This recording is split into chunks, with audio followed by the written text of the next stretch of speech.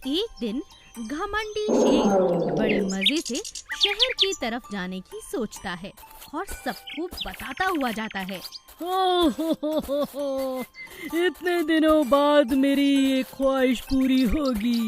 बहुत दिनों से जी चाह रहा था बड़े बड़े शहर देखने का। कल मुझे मेरा दोस्त पिंकू मिला। उसने बताया कि शहर में घूमना बहुत आम बात है। दोपहर में लोग अक्सर वहाँ सो जाते हैं क्योंकि गर्मी बहुत है ना। उस समय हम शहर की सैर करेंगे और मुझे देखकर लोग वैसे ही भाग जाएंगे और शाम होने से पहले मैं जंगल लौट आऊंगा। अच्छा खरगोश, मैं चलता हूँ। Bye bye, tata. अरे राजा जी, ये आप क्या कर रहे हैं? ऐसा तो मैंने कभी नहीं सुना। अगर बात ऐसी होती तो हम तो छोटे छोटे जीव हैं, हम भी तो शहर जाकर सैर कर सकते हैं। तुम डरपोक हो, नई चीजें करने से घबराते हो। हाँ, जाने दो मुझे। खरगोश कुछ नहीं कहता। खरगोश यही बात जाकर भालू और बंदर को बताता है।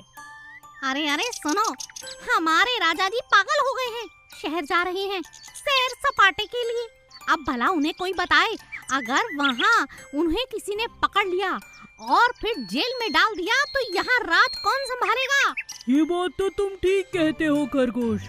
क्या तुमने उन्हें नहीं समझाया? बहुत बार समझाया, लेकिन वो मानते कहाँ हैं। अब तो हमें कुछ करना होगा। अरे जाने दो, कोई और राजा बन जाएगा। कैसी बातें करते हो बंदर? चलो हम दोनों चलकर उनकी मदद करते हैं। जंगल के बाहर शहर का एक बड़ा सा सड़क था। सड़क पार करते ही वहाँ पर कुछ पुलिस वालों की नजर शेर पर पड़ती है। अरे वो देखो, पुलिस वाले खड़े हैं। राजा जी तो अभी अभी सड़क के उस पार ही गए हैं। शहर तक पहुँचना तो बहुत दूर की बात है, इन्हें यहीं मार गिराएंगे। जल्दी कुछ करो। तुम जाकर उन पर झपट्टा मारो और मैं उन्हें काटने की नकल करूँगा। हमसे घबराकर वो भाग जाएंगे। दोनों के दोनों पुलिस वालों पर हमला कर देते हैं। राजा ये सब देख लेता है और वहीं रुक जाता है। राजा समझ जाता है कि आज भालू और बंदर की वजह से उसकी जान बची है। तीनों जंगल वापस लौट आते हैं। आज तो मेरा जिंदा रहना सिर्फ तुम्हारी वजह से मुमकिन है। शुक्रिया दोस्तों। गधे का रास्ता। जम्पू नाम के गांव में बिल्कुल भी विकास नहीं हो रहा था। गांव के लोग शहर तक पहुंचने के लिए कई जंगलों को पार करके जाते थे। हे भगवान, मैं तो कहती हूँ किसी और गांव में चलकर रहते हैं। हमारे गांव में तो सड़क तक नहीं है। किस तरह विकास होगा हमारे गांव का? तुम जमींदार से जाकर बात करो, पंचायत के प्रधान से बात करो। अरे कुछ तो करो। गांव की सभी औरतें बहुत ज्यादा परेशान थीं। गांव में विकास न होने के कारण बच्चे भी बिल्कुल पढ़ नहीं पा रहे थे। गांव के सभी लोग मिलकर सरपंच के पास जाते हैं और अपनी समस्या बताते हैं। मैं तुम सब लोगों की बात समझ सकता हूँ, लेकिन गांव से शहर तक का रास्ता बनाने में बहुत खर्चा लगेगा। इतना पैसा कहाँ से आएगा? चलो मैं कुछ सोचता हूँ।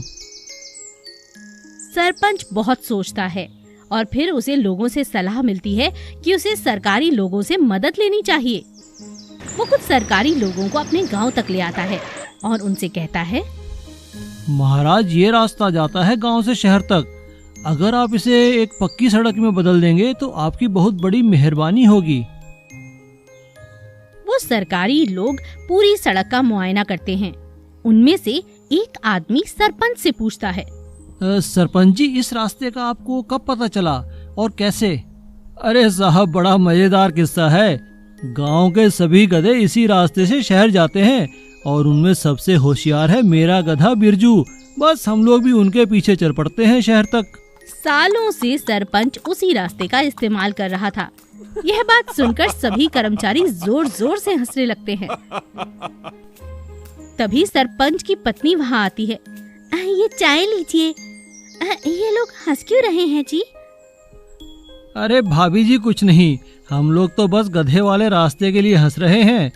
आप लोगों को शायद मालूम नहीं, आपके गांव के पीछे ही शहर है, लेकिन आप लोग तो भला गधे का ही पीछा कर रहे हैं। अगर नए रास्ते से जाया जाए तो आपके गांव से शहर का रास्ता आधा हो जाएगा। यह बात सुनकर सभी गांव वाले हैरान रह जाते हैं।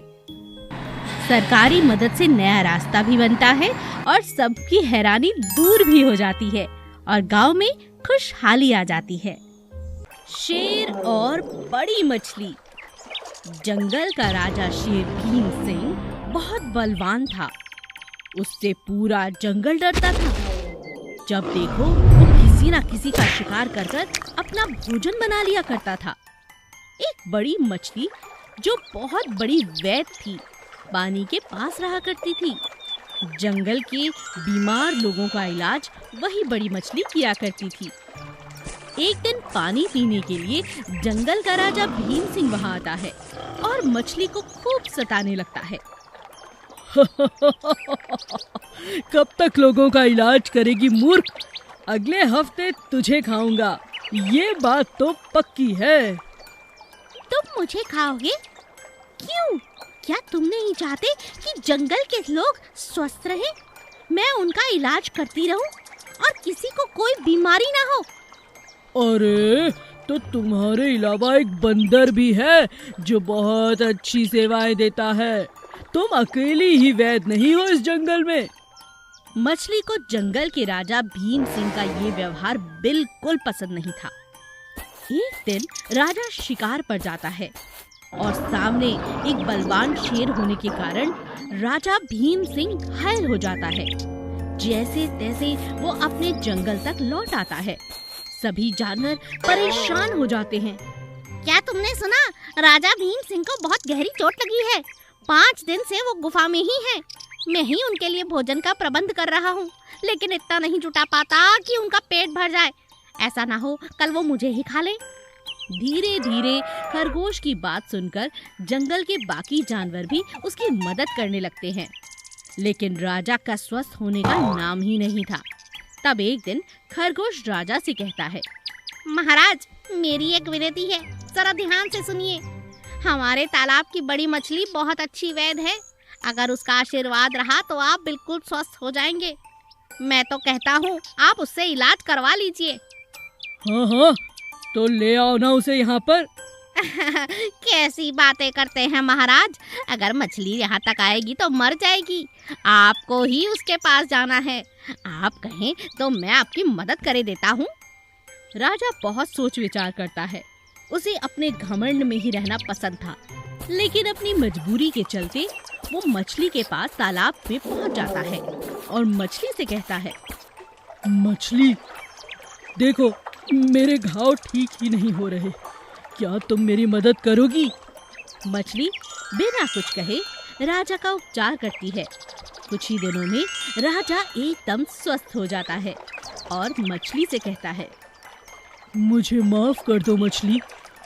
महाराज सुनिए, मैं एक वैद्य हूँ और हमारे लिए हर वो इंसान जो घायल है उसकी सेवा करना हमारा परम कर्तव्य है।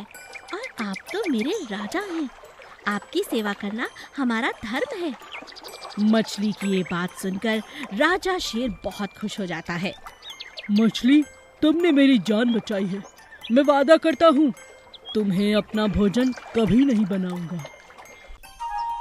साइकिल पर अंडे बेचने वाला व्यापारी। गांव में मोहनदास नाम का एक व्यापारी अंडे बेचने के लिए आया करता था। उसके पास एक पुरानी टूटी फूटी साइकिल थी। जैसे तैसे वो साइकिल के पीछे अंडों को बांध देता और उसे गांव-गांव जाकर बेचने लगता। उसी गांव में किशोरी नाम की एक बहुत ही होशियार बच्ची रहती थी, जो पढ़ने में हमेशा नंबर 1 थी। हर कोई उसकी तारीफ करता था। उसके हाथ के बनाए हुए चित्र बड़ी बड़ी प्रदर्शनियों में जाते थे। पढ़ाई में वो हमेशा अव्वल थी।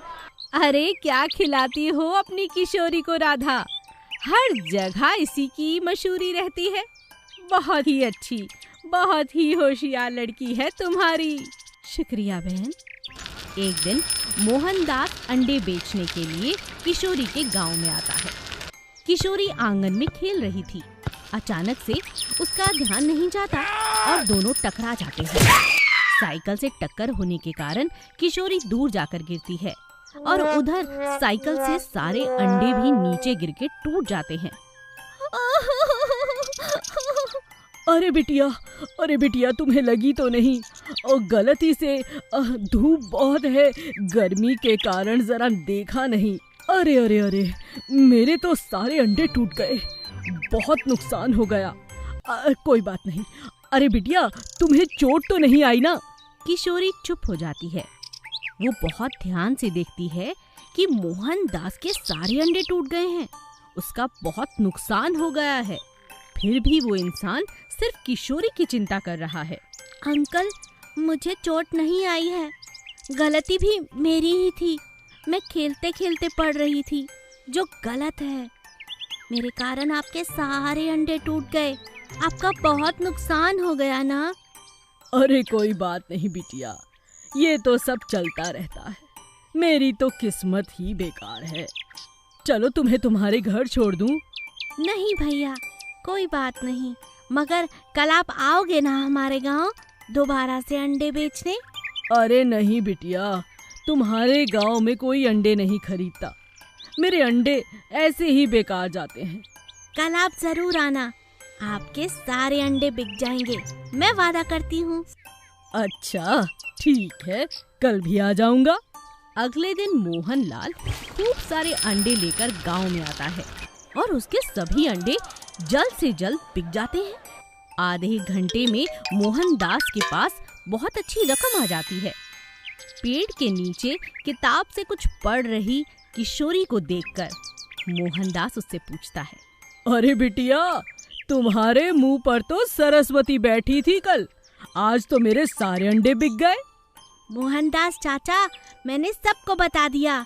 मेरे तेज दिमाग का राज है आपके अंडे, जो मैं रोज खाती हूँ। बस अब तो आपके रोज अंडे बिक जाएंगे, आप आया करोगे ना? अरे क्यों नहीं बिटिया, तूने तो मेरा काम 4 गुना बढ़ा दिया। भगवान तुझे खुश रखे।